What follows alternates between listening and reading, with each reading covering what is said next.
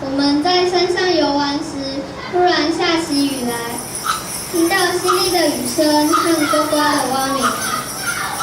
不料我和姐姐却跟妈妈走失了，我不禁开始害怕，牙齿咯咯咯咯地跳了起来。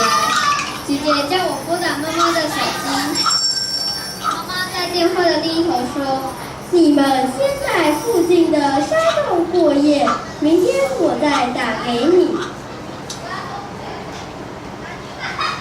隔天一早醒过来时，听到沙沙的声音回荡山谷，还听到原住民们正在跳舞时发出铿锵有力的声音。这时，妈妈突然打给我，叫我们往有人群的地方走。我和姐姐终于找到妈妈了。